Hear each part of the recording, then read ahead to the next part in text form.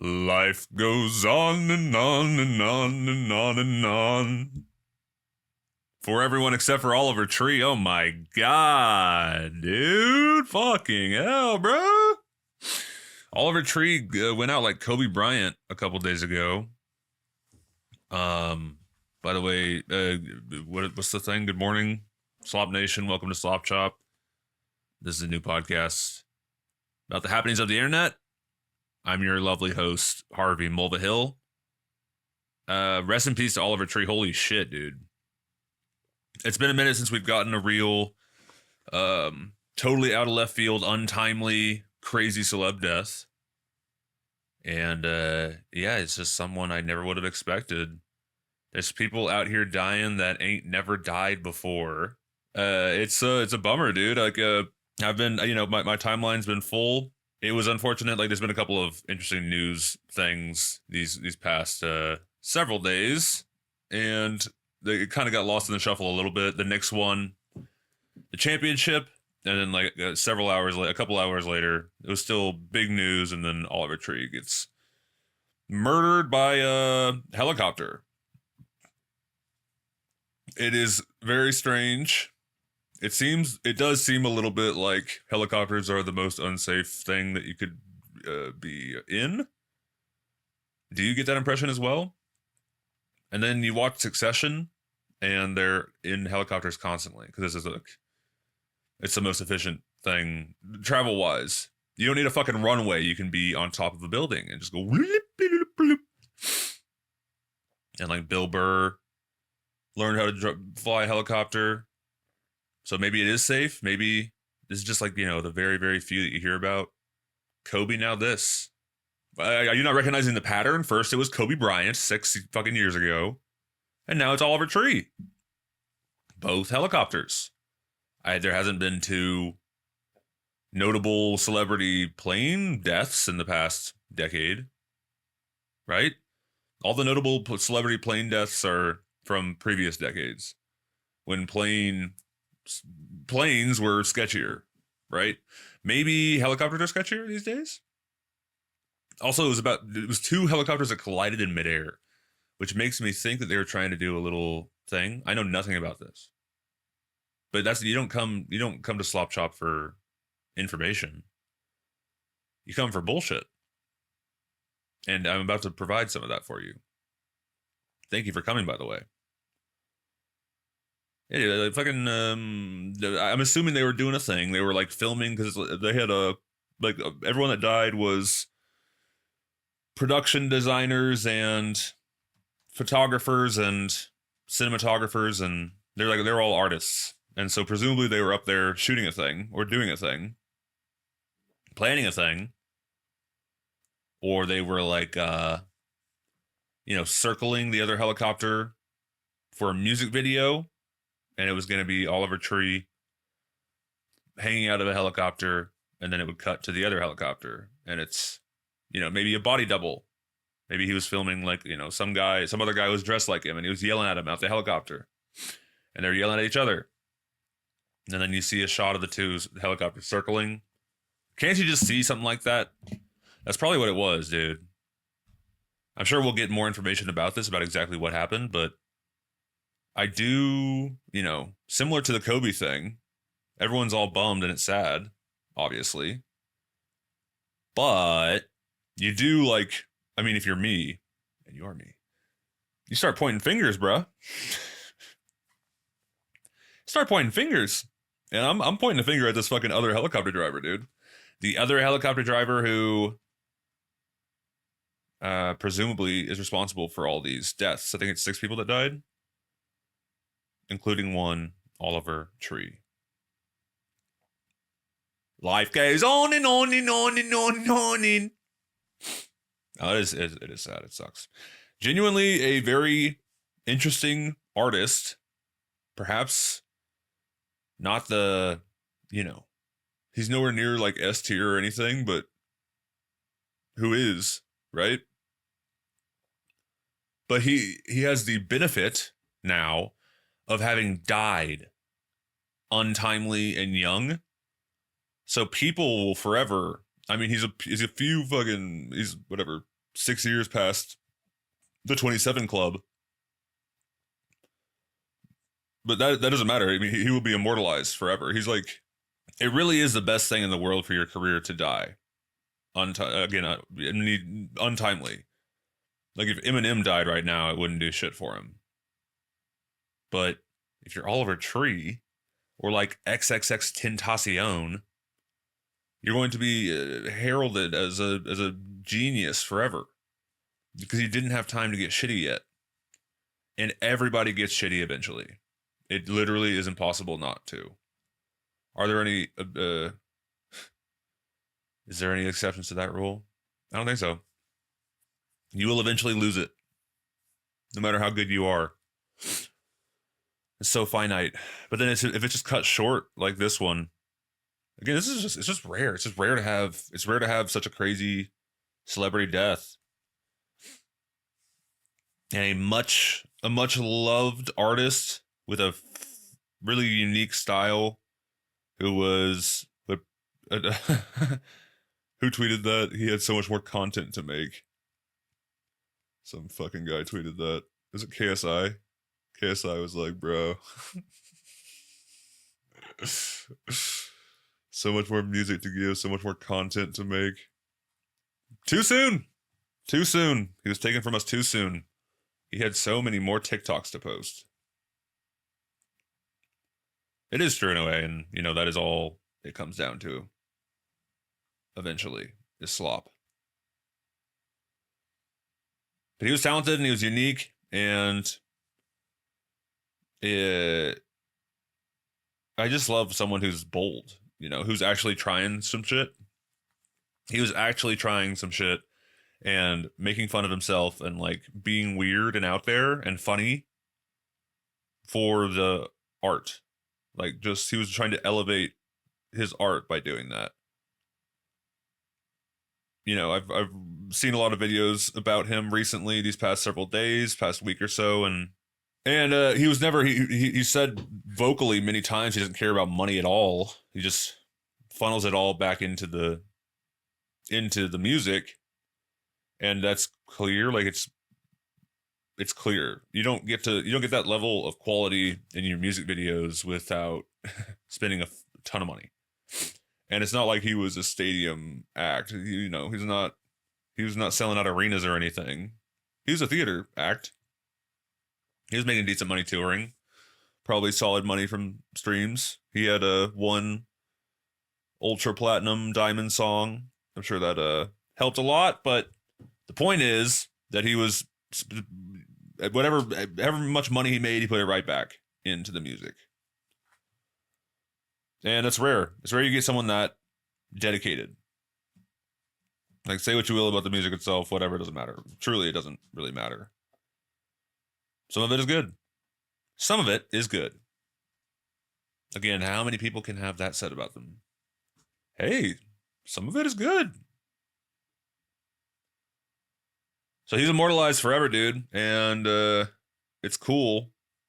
It's cool. It's so sick to die early, bro. Shit rips. Shit rips.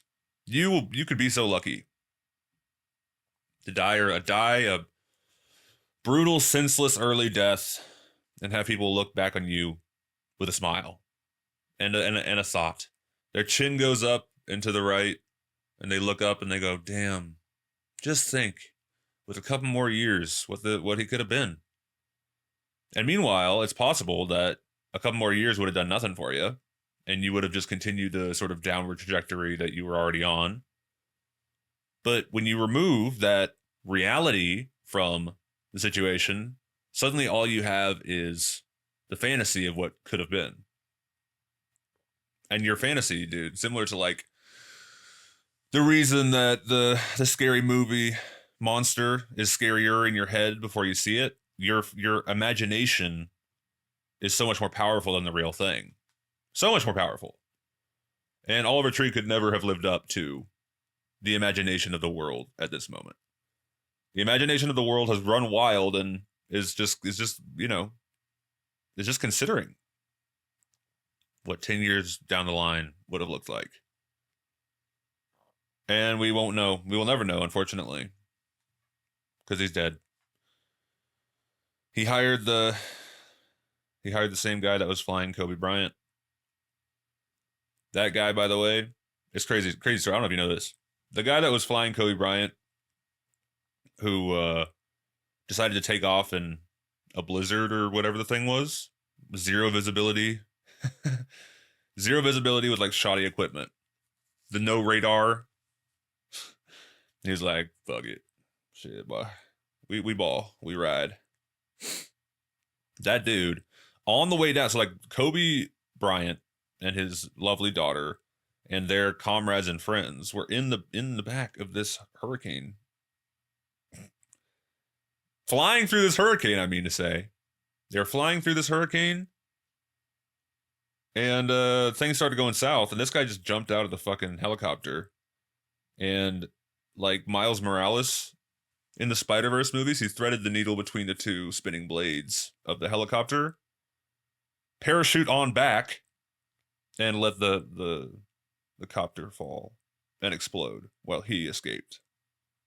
And you know, you can't just pick up where you left off. You can't just walk back. You know, you can't walk through the wreckage and try to get your old job back, because people are not going to be happy with you. So instead, what he did was he moved to South America or wherever, maintained his pilot's license, and just kept doing it down there. And, you know, that guy came highly recommended. He's good at what he does 99% of the time. Everyone makes mistakes. Some professions are, it sucks harder when you make a mistake during your job, during the workday. You know? Brain surgeon. Tough profession to fuck up during. Tough workday to like you roll out of bed on a Monday, you're hungover from the previous night. You're drinking on Sundays these days because you're an alcoholic. And you fucking roll out of bed and you're hungover and you go, God fucking damn it. I got 3. I got the left cortex aorta on that old bitch. That fucking bitch is 86 years old anyway. She's gonna be dead tomorrow. My only goal is to make sure she's dead tomorrow and not today. Just make it through this lady's brain surgery. Don't kill her accidentally. And then we'll do the other 2, no problem. It's just this morning that I got to get through. And he takes a nip of the Johnny Walker next to his bed. He does a little bump. He goes, whoo! Okay. And he goes and performs a life-altering surgery on some old lady. But if he fucks up, dude, suddenly he's like getting sued, medical malpractice, and it's a problem.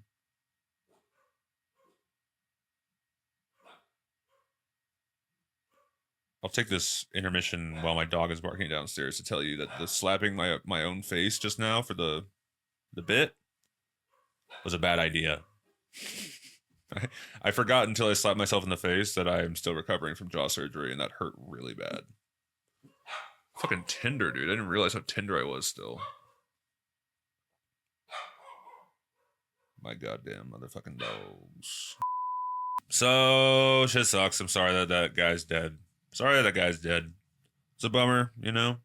I wasn't the biggest fan, but it still sucks. It's sad. There is kind of something exciting about it, though, right? A disturbing thought.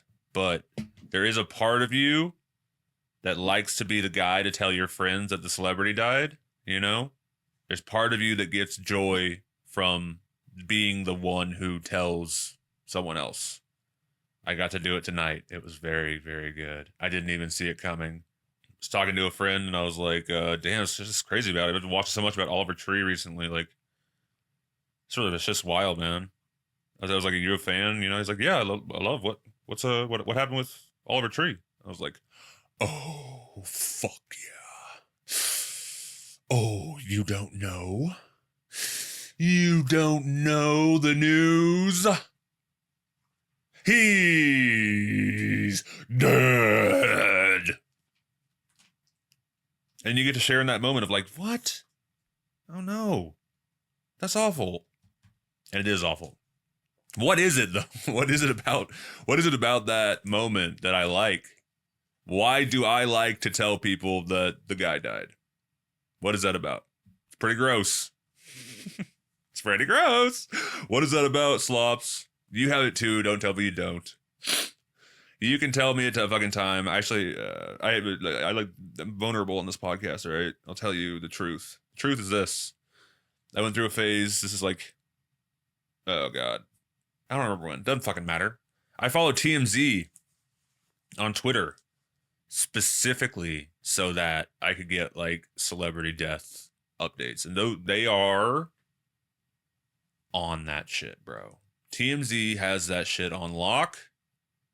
And the problem is, like, if they just did celebrity deaths, I would probably still follow them. Because there is something to it. It's interesting to be on the first wave. The first wave, it's like any big sort of breaking news, but that's a big one for some reason. Celebrity death. Oh shit, did you know that so-and-so is dead? It's really gross. I couldn't stomach following them anymore because they post so much innocuous bullshit that I don't care about. And they're tweeting 15 times a day, and it's celebrity updates, which is the lowest form of entertainment. Jessica Biel spotted with Zooey Deschanel. Zoe wearing big Ray-Ban glasses with Prada bag in tow. And it's got, 750,000 views and 2,300 likes. And like dozens of retweets. And you're like, who are we doing? What are we doing? Who are we doing this for? But again, if I just say, if they just did the celebrity deaths, say what you will, TMZ are the most parasitic, horrific organization on the planet Earth, for sure. Number one, like next to Al Qaeda, perhaps. TMZ has created an empire of, oh dude, you know what it is? It's Grand Maester Pycelle from Game of Thrones with his little birdies or whatever they're called. That's what TMZ is. TMZ has figured out that if you pay someone like $3,000, they will give you $300,000 of revenue with clicks. And so you just make that known to the world that anyone with a scoop of any kind will be paid money if they take it to TMZ. And suddenly you have reporters all over the world. It's genius, truly. It's a genius marketing strategy. And it turns people into vultures, or kind of like, it turns everyone into Jake Gyllenhaal from Nightcrawler. But we already live sort of in a dystopia anyway, so it's not that much. They're not, shockingly, they are not actually pushing the needle further than you'd expect. You'd think that they were doing more harm than they actually are. But they're just a symptom. They're not the cause. Much like, I don't know, people always say that about clavicular. Clavicular is not. He's a symptom. He's a symptom of this world that we live in. But yeah, dude, TMZ is on it about the deaths, bro. They are fucking on it. They are always first. They're fucking first. They know before the family knows. And they're posting about it before the loved ones have been notified. And a lot of times, from what I understand, it is the first responders who are notifying them. First responders are, oh shit, Jack Nicholson is fucking just had a heart attack. I can make $4,000 just with an anonymous tip. Hey, I got my bootleg email account that I use exclusively for porn websites. I'll use that. Send them an email. They'll get back to me in 1 second. And then 5 seconds later, they'll Venmo me $4,000 for the scoop. And then they say, we'll triple it if you can get a photo. And you go, oh, I can't take a fucking photo. Just Jack Nicholson in the gurney. Oh. What he won't know won't hurt him. So that's how they operate, those guys. But they were not first to this scoop, the Oliver Tree thing, presumably because it happened outside of the United States. And so CNN Brazil had it or something. They were the ones that posted it first. And then people thought it was a bit. People thought it was a joke because it is very Oliver Tree to joke about dying to promote an album cycle. But then you Google it, and then it says on Wikipedia, Oliver Tree was a so-and-so, and you go, oh, it's real. Fuck. Yeah. So rip to the man, dude. Rip to the man. He was a big H3 guy. I watched the first half hour of the H3 podcast about Mr. Tree, a tribute to Mr. Tree. It's a very, very sweet podcast. They're all emotional, and he has the most appearances on the H3 show of any other guest by far. He's got like 18 appearances, apparently. And they're all really funny. They had this like long time running bit where they just like talk shit about each other and they belittle each other. And every time he tried to call in, they'd like cut him off and change the subject. And, you know, he'd be like, yeah, Ethan, you know, Oliver Tree promoting new album a couple years ago. Ethan, I'm not really one to ask favors, but Ethan. And that's what I love about you. Did we get the matcha order going, or like yeah, fun stuff like that. They had a great dynamic, very fun. I will probably watch most of that podcast because it was sweet and heartwarming and had a bunch of great bits, man. So shouts out to the H3 people. There was a really cool moment. I've not kept up with the H3 lore in these past several years. I don't know any of the new characters. But there's this girl, Tamara, who is like a series regular, I guess you'd call her, a prominent person on the podcast now. And I don't know what her deal is at all. She's an artist of some kind, an editor, perhaps. But they she was like, yeah, I have a story about Oliver Tree. I was walking through the streets of Britain, and I ran into him in real life, like just randomly. And her mom, who she was with, was like, you gotta show him your art. And she was like, oh no. And Oliver Tree, being sweet and genuine, was like, oh, show me your stuff. And she pulled up like an H3 stop motion edit that she had done because she knew that he was a fan of H3. And he was like, whoa, like, this is fucking great. What's your Instagram? He gets her Instagram. He screenshots her Instagram, sends it to Ethan. That's how Ethan learns about this girl, and he fucking hires her. She has a career now because of Oliver Tree. It's so cool and surreal. And like, she's also learning all this in real time on the podcast. Ethan like pulls up his phone and searches through him and Oliver's texts for her handle, her Instagram handle. And he's searching for a while and he goes, oh, I found it. And then he like screenshots it, or he like screen records him scrolling through the messages, and he's like, oh, you're gonna love this. It's a very, very sweet thing. And she's like in tears. She's like, he's responsible for my whole career. That's so sweet. So yeah, shouts out to that moment. That was very, very cool.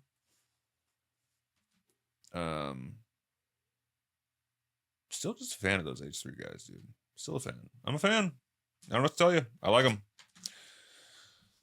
I think they're sweet, and Israel's got the right to defend itself. I don't know what to tell you. No, I'm just kidding. The Israel stuff is no good.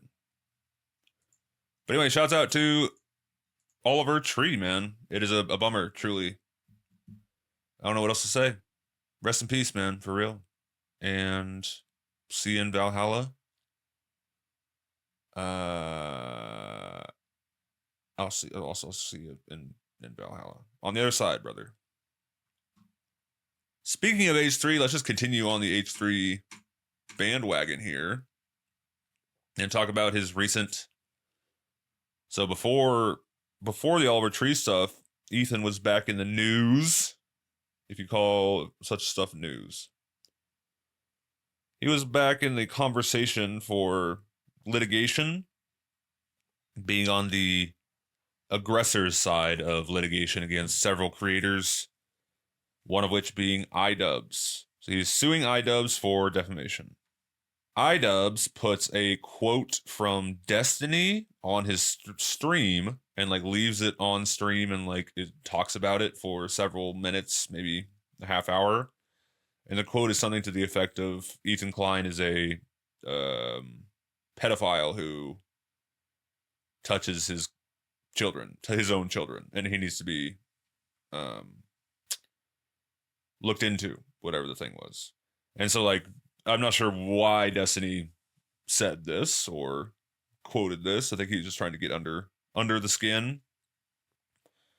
But iDubbz puts it on his stream and like he's like, well, I'm not saying this is true, but if it were, it would be a problem, and like just kind of keeps going into it. So that is what he is being sued for by Ethan Klein. Is that out of pocket and not a cool thing to say? Yeah, for sure. Definitely not a cool thing to say about a guy with zero evidence or just saying like the worst possible thing you can say about someone because you don't like them as a person is no good. However, suing is also cringe. I hate that he's doing that. He's also suing like 3 other people for similar reasons. Actually, there's a lady he's suing. The fuck is her name? Doesn't matter. Some no-name streamer is being sued by Ethan Klein for fair use, which you might remember. He was the defendant of a fair use litigation that actually became case law several years ago. He was on the right side of history by fighting the good fight and spending hundreds of thousands of dollars of his own money to create precedent for the future that we all live in right now, which is like YouTubers can react to shit and not be prosecuted for it. Or it is legal, straight up legal, to break down someone else's content with, as long as you're adding your own commentary and the work is transformational. Right? Like, there's half the YouTube platform would not exist without this law.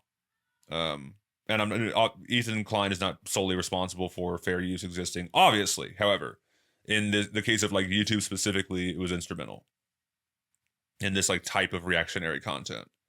So here he is on the other side of the aisle now suing some, again, no-name streamer, but for, to be fair, just straight up ripping his shit.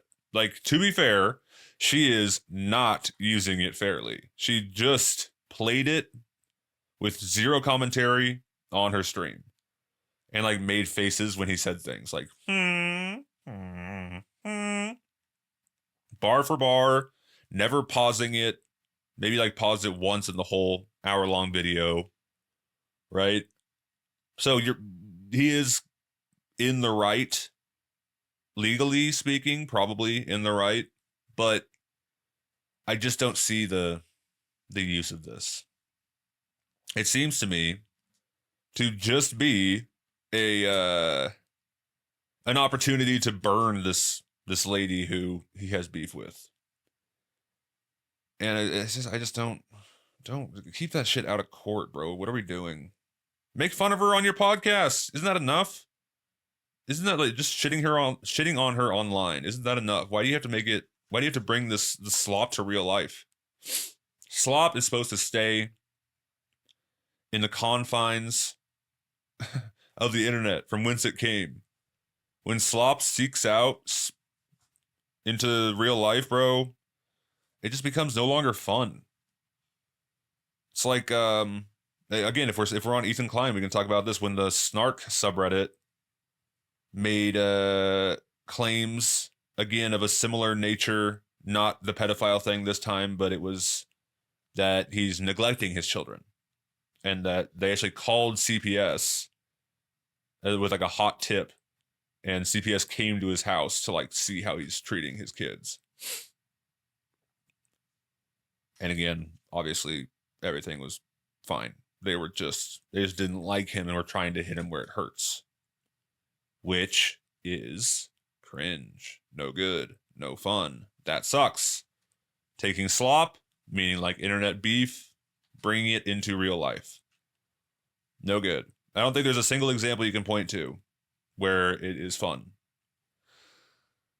Even like, this is such a minor example, but do you guys know that one dude on Instagram who puts the balloon quotes on the brick walls, and it's like the most millennial core shit of all time?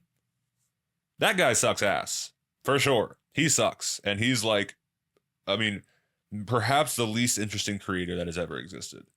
Just taking some benign, asinine, obvious quote, putting it into balloon form, and taking a photo on a fucking brick wall. Like, bro, this guy jacks off to Harry Potter. He is... he cannot afford a home, for sure. What else is millennial? He's got 3 doggos at the house. He loves them. He heckin' loves those doggos, bro. This guy is in his early 30s, and he has never had an interesting opinion or take. He sucks. However, I saw a video one time of a passerby in a clout goblin in a car drive by as he was like setting up the balloons. This guy drives by and he's like, you know, everyone online thinks you're a dork. And the guy just like looks at him like, what? And I was like, ew, ew. You're like bullying him in real life? Yes, he sucks ass.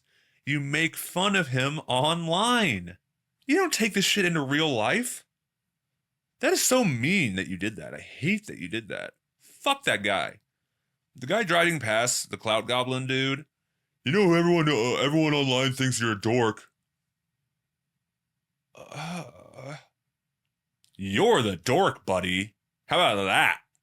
Driving by some cringe lord and calling him cringe is the cringiest shit, ironically, that a man can do. Ew. Ew, ew, ew, ew, ew. I hate that guy. I really, really, really despise that video. That like ruined my day. Ugh. Oof. Gun to your head, truly. Which one of those 2 people would you rather spend an afternoon with? It's gotta be Balloon Guy. Balloon Guy is a blank slate. He's never done, he has, again, no opinions, no controversies even. He's never really had like a distinct thought other than this is content people seem to like. That's really like the hardest he goes. Hey, people seem to like this content. You know, I put the balloons on the wall, and these balloons are sometimes they're hard to come by. I had a guy that I was getting the balloons from. Well, first of all, I got them from Amazon for the first, and then they just weren't the best quality. And I found a guy on Etsy who does really good balloons, and you know they're a little pricier, but I like the quality. So, you know, I got a bunch of them. I got a bunch of different colors. I'm pretty sure I'm keeping this guy in business, honestly. And I make these quotes, and people seem to like them. You know, sometimes I take the quotes from things I read, but other times I'll I'll think of them myself. And people seem to like them. They get a lot of likes, a lot of shares. I do really most of my best work on Facebook. That's where most of the sharing happens, seemingly. Instagram, I try to stay out of the comments. And you go, oh, yeah. Oh, so you're aware of it? He's like, well, of course I'm aware. You know, everyone's going to have their opinion. All I know is that there's some people, a lot of people even seem to really like it. So I'm going to keep doing what I'm doing. You know what? It's incredible that I get to do this, right? Like, it's not my full-time gig, but I'm making money from this. It's balloons. It's pretty cool. That guy versus the real life bully, actual bully in real life. When was the last time you encountered a bully? This is some grade school bullshit, man. A bully? You know when you watch a movie from like the 80s and hey there, twerp, and he like pushes him over? I just restarted Stranger Things. That shit happens in the pilot. What's up there, you loser ass bitch? And he like pushes him. See ya after class, you pussy. Like that guy actually exists in real life. And he's driving past that innocent, well-intentioned millennial. The innocent, well-intentioned millennial who wanted nothing more but to make some people smile. To make some relatable content. Some relatable, easily shareable balloon content. And some fucking creep, some loser tried to take that from him. Can you imagine? Can you imagine? Fuck that guy forever. How'd I get on this? The balloon guy. Oh yeah, when Slop seeps into real life. Every time it happens, it's no good. When it happens to Oliver Tree, he gets murdered in a helicopter. I don't know if my metaphor stretches that far. I don't know if my metaphor stretches differ. Life goes on and on and on. On and on and on and on and on. It's a little ironic that's the song. Come on, dude. That's the guy who died is the Life Goes On song. Come on, brother. The universe still has a little bit of cosmic irony left in it. You know what you pay? That's the deal that he signed. He's like, you will get 2 billion streams from that song. And in return, I will take your life. And in an untimely and sad and in an untimely and horrific manner. I'm picturing the devil that he's signing with, by the way. Just like dressed in the same Oliver Tree gear, you know, with the wig and the long hair and the bowl cut and everything. Picturing the devil that he's signing the contract with in that. So anyway, I am still on the H3 train for now, but the litigation is cringe. And I don't like it. I don't abide by it. You know what's funny? For me, it's actually harder to defend than the Israel stuff. Uh-oh. Uh-oh. It actually is. Because with the Israel stuff, you can go, well, he married an Israeli. They lived in Israel for like a fucking decade. Like, I get having an opinion about it. But with this, I'm like, what? You're the anti-lawsuit guy. That's your deal. You won in court on the right side of history. Why are you bringing small creators to court on the wrong side of history? It's just strange, man. Like, what the fuck? And I did some cursory research, as I'm one to do on this podcast. Slops, you're goddamn right. I'm a researcher.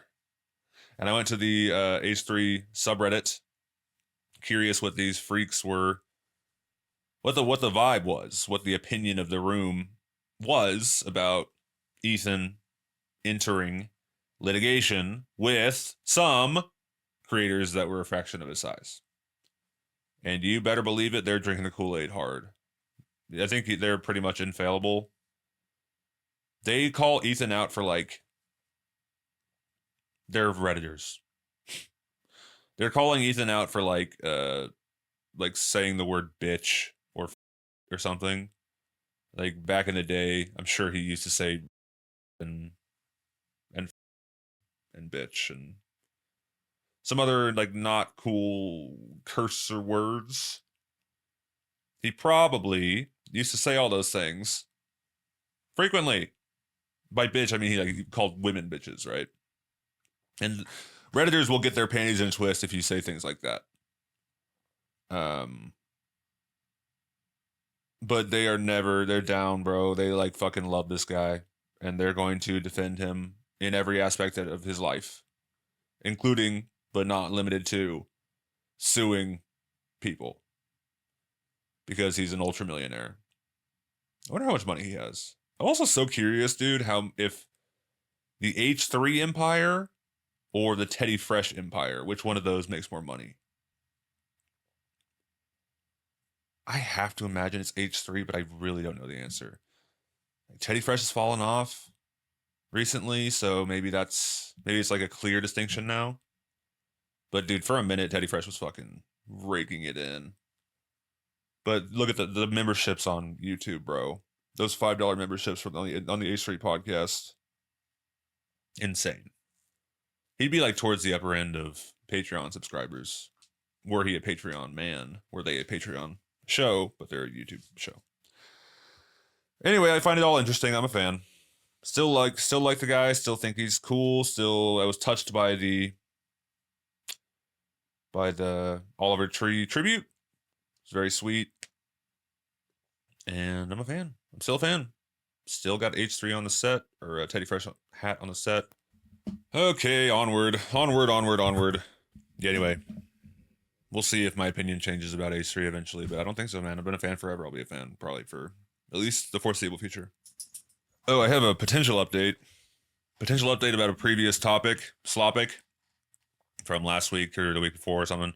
The reckless bin situation. Bricks and minifigs. Lego situation. I have an update for you, but it's not one you're gonna like. If you've been following this story, you're not gonna like this update. I'm sorry to say it.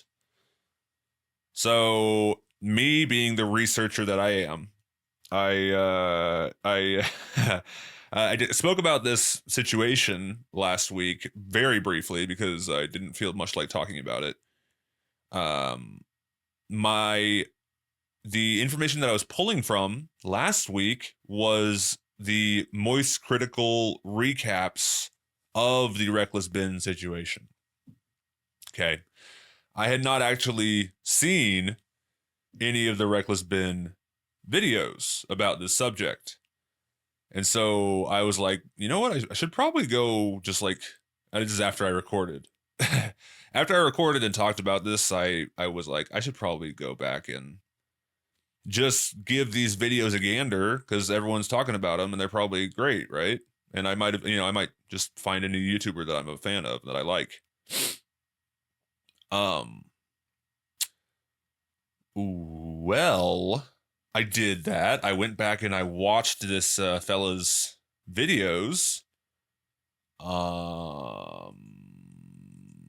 Okay, I have mixed feelings. I did not watch all of that. I just watched a couple things. This is actually the first thing that I clicked on. I caught Hollywood's most evil movie director. All right, this is the 9 months ago. This is the video series that he did before this, before the Lego stuff. I have to play this for you because it is. Just listen. The internet can't decide if this director, who goes by Lucifer Valentine, if he's the greatest horror director of all time, or if this man is actually hurting people, but because these movies are marketed as fictional horror movies, he's never gotten in trouble for his crimes. This is a huge mystery on the internet. Okay. The breathing. Because he's never gotten in trouble. This is a huge mystery on the internet that has still never been solved because the director is completely anonymous. So I'm going to do... What was that? Completely anonymous. The director is completely anonymous. So I'm going to do whatever it takes to solve it. But the deeper I searched, the stranger it got. I found fan pages that weren't run by fans, actors that were just disappearing, and I've been threatened that if I release this video to the public, bad things will happen to me. But I'm releasing it anyways. Here's the story of the dark side of Hollywood. Okay. I again, mixed thoughts because I do respect this dude's willingness to put himself out there. Anyone who's like, okay, anyone who's making videos at all, I respect, but respect on some level. But anyone who's like actually putting himself in harm's way and like approaching, this man is immune seemingly to the terror of confrontation.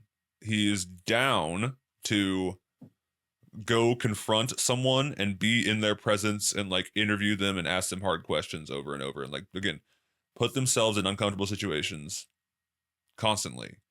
So I respect him for that. As a matter of fact, I think the only thing that I have a problem with is the fucking delivery. Holy God. The breath, the breath.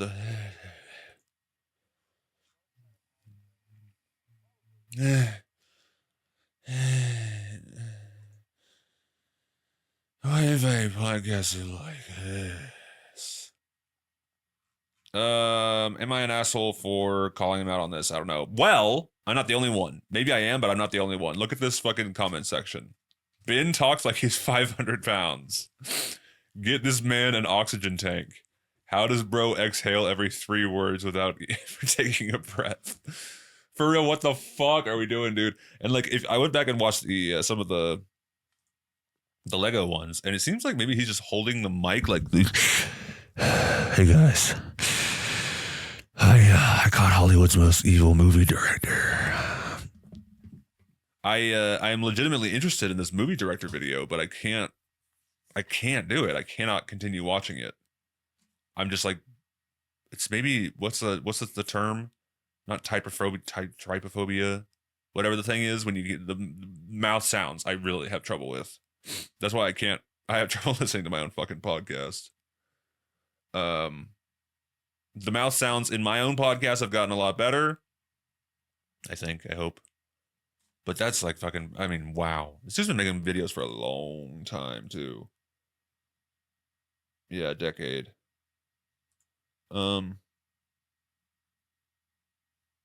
Maybe I'm an asshole. Maybe I shouldn't fucking, maybe I'm an asshole. It's cool that he's doing this, and it's cool that he got really wrapped up in the Lego story. It's cool that he put himself out there. All right, so then what else? What else don't you like about him? Well, let's find out, shall we? I got arrested because of Legos. Let's watch.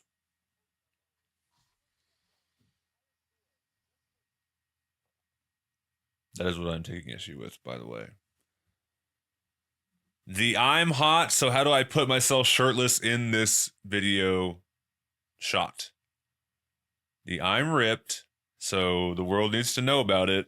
How do I insert my body into this video? I agree that he's good looking. He's got a great body. What the fuck are we doing, bro? What are we doing? It just reeks of, douche? Douchey? Wouldn't you agree? It's a little douchey. It's a little douchey, right? Like, what the fuck is, what is the joke here?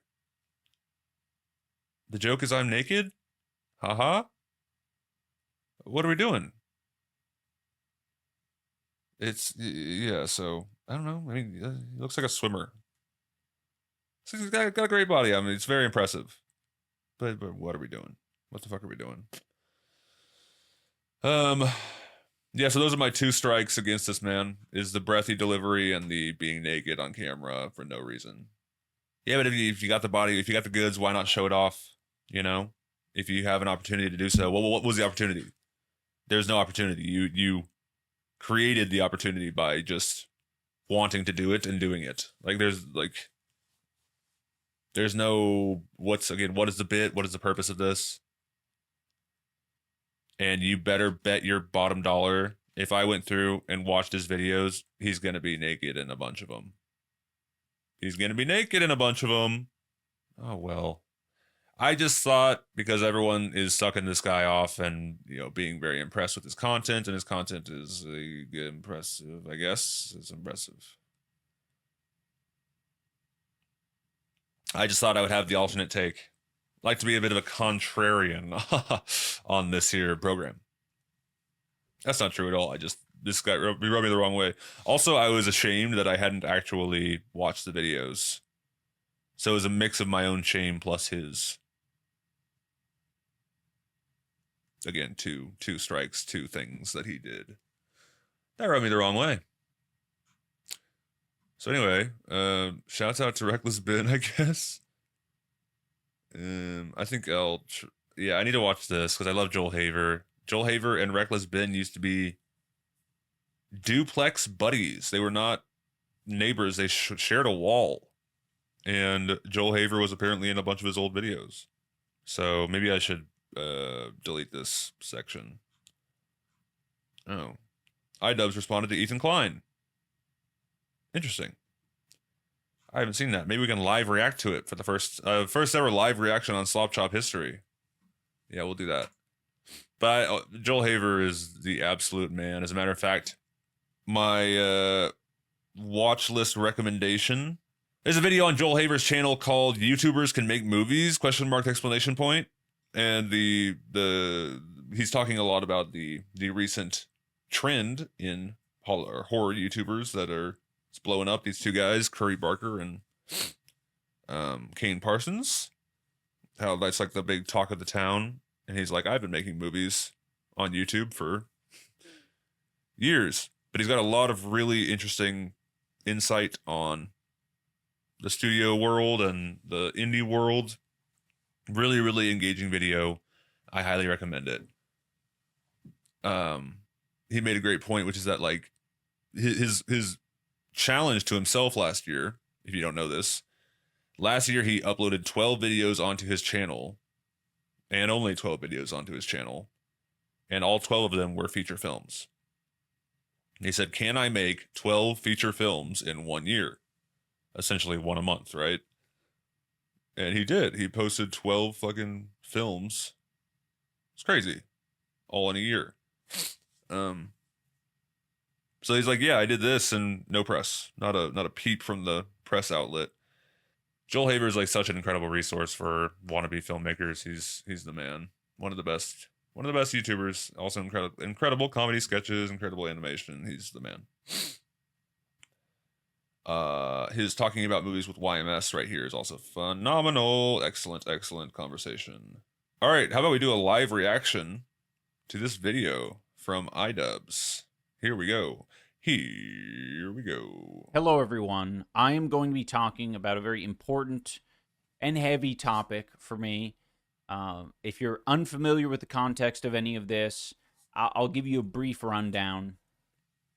But that is not the main purpose of this video. I do think it's important to share a little bit of my side of the story, but I don't want to take away from the purpose of this video, and that is to apologize to Ethan Klein and his family, especially his kids. Basically, Ethan is suing me for having rebroadcasted a statement made by Destiny on my stream. I did display the very disgusting comment for 40 minutes. Oh boy, that's a long time. It was wrong. It was a comment from Destiny, and I even said that I don't agree with it, but it sort of highlights how I knew that it was a wrong thing to put out there into the universe and show people. Regardless of the point I was making, it was wrong. I was angry, and I was like, how do I get this guy to, one, not clip me, not mock me and harass me on his live stream, and two, this guy's a fucking bully. I'm angry. I'm angry that this multimillionaire is silencing people and suing people who have a much smaller audience than he does, and can barely defend themselves. And so I'm angry. I don't like bullies, so I wanted to do something that would have an impact and, without checking in with myself of whether or not that was a right or wrong thing to do. I justified it in my head at the time. I was like, okay, well, it's not my words, and it's actually said by a really bad guy, Destiny. Not a fan of that guy. It's very clear that it was never the right thing to do. It was a comment about Ethan and his children, and it was disgusting. I said at the time in the stream that I don't agree with it, but still sharing it and broadcasting it to people for 40 minutes, that was an irresponsible and reckless thing to do. All right. Especially... My God. Whoa. That's interesting. Fucking from H3H3. Hi, Ian. I appreciate the thoughtful apology. It means a lot. I've instructed my attorneys to drop the lawsuit entirely. Damn. That's pretty wild, actually.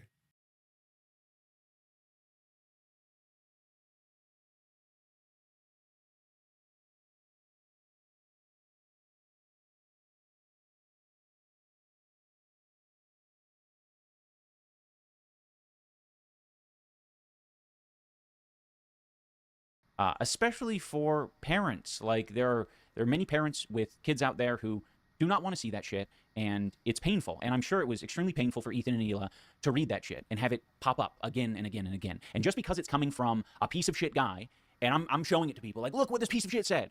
It's wrong. It's wrong to do. And I didn't come to this overnight, right? Like, to be frank, I'm angry. I do not like Ethan. I think he's doing a lot of damage to people online.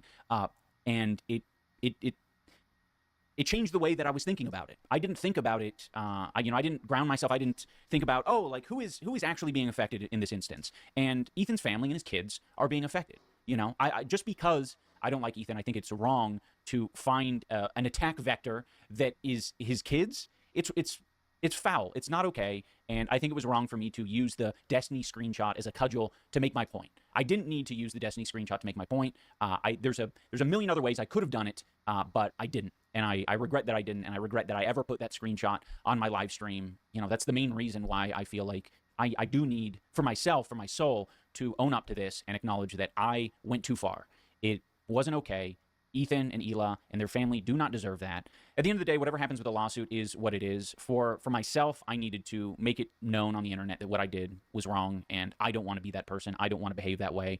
I want to make content that I'm proud of. I don't want to give in to a harassment back and forth online. I want to put my energy into making content that I can be proud of and that I'm not going to be ashamed of because I lost the plot. I want to stay focused. I want to check in with myself and know what it is I want to be and what I want to do. I want to stay focused. I want to check in with myself and know what it is I want to be and what I want to do and what message I want to spread. And this isn't a message I want to spread. So I'm sorry to Ethan and Hila and your family. You guys didn't deserve that. I'm going to think about all of this a lot more, I'm sure. But for now, I really do want to just get back to making the content that I want to make. Having said all that, I wish everyone the best. I genuinely want to see a better world, and I do not want to be a contributor to what makes it terrible. So long. Boy. It's possible that I'm just not a reaction guy. It's possible I'm just not a reaction guy, dude. I offered absolutely no commentary to that. I don't know if I'll even include. I'll probably cut around it, so it's like it's literally just me staring at the video for 5 minutes, bro. What the fuck are we doing? I just couldn't think of anything insightful to pause and say. I was just like, yeah, I guess, I don't know, whatever, fucking whatever. He seems pretty sorry, but this is also like I just don't care, I just don't really care. It is crazy that these two are at odds. That is crazy. They used to do a whole lot of stuff together. I think, if I'm not mistaken, iDubbz was the very first ever guest on the H3 podcast. Number 1. I think the first ever episode was iDubbz, and number 2 was Post Malone. Crazy how the tides have shifted. Yeah. So I don't know, man. I don't know. Maybe I might just cut this whole fucking segment. Who knows? We'll see. There is something interesting about the fact that Elon Musk became the world's first trillionaire on the same day that MrBeast became the first human to ever get 500 million YouTube subscribers. Interesting parallel there, right? I think they're both just so cool and awesome and fun. I think they're just like a good news for humanity. Good vibes all around. The best YouTuber is the most popular one, and the best guy is the richest one. It's just great how well things work out sometimes. And finally, we have a $1 trillion guy. Finally. I was essentially just waiting with bated breath until one of these billionaires could finally crack the code on how to make some real money. These just 3 comma losers squirming in their chairs now because one 4 comma Chad has arrived. More money than like the GDP of most countries. I just think it's just cool, man. It's just cool. Finally, dude. Finally, bro. There has been a lot of crazy slopics recently. I really am happy for the Knicks. Truly, it was cool to see New York come together like that. All the videos of the people on the street, it's really something. There is, I think it was Joe List who made that. Like, he was like big sports guy, grew up with sports, Boston sports. And he made that observation. He's like, sports are incredible because there's just not that many times in life when you get to go, holy shit, I can't believe that just happened. You know? And like, sports offer that opportunity frequently. You get to go, holy shit, I can't believe that just happened. And there's plenty of those moments in this series. And it's also just, you feel happy for the fans, the longtime fans who have maybe grew up watching this team, and they finally did it. They got to the zenith, and you're just impressed by the athleticism. You're sad for the Spurs, but it's just cool. It makes me want to become a sports guy. Every time, a big story like this happens, like the Knicks versus Spurs or whatever, I'm like, oh man, sports are cool actually. Maybe I should stop. Maybe I should put the penises down. I should release the penises from my my iron grip. Get them out of each hand, and turn on the fucking game. Because there's cool stuff to be had out there. There's cool stuff to be had. I'll probably be watching the World Cup for the same reason, because it's like the thing, and I love me cultural moments, dude. I can't get enough of them. If it's a cultural moment, if people are talking about it, I'm in. I am truly like a carrion. Is that a bird? Or is that that's the meat, right? That's dead meat. I am feeding on slop circling the pool. But there has to be a lot of people attracted to the slop to make it interesting to me. If it's just a one-off thing where like 2 guys are talking about it, I'm not interested. I don't really care. Give me the slop bucket that's like overflowing, but also has like tons of people surrounding it. Yeah. And eventually we might come to some sort of conclusion about my brain, the reason that I gravitate towards this stuff. Figuring out perhaps why I feel the need to be a part of the cultural conversation.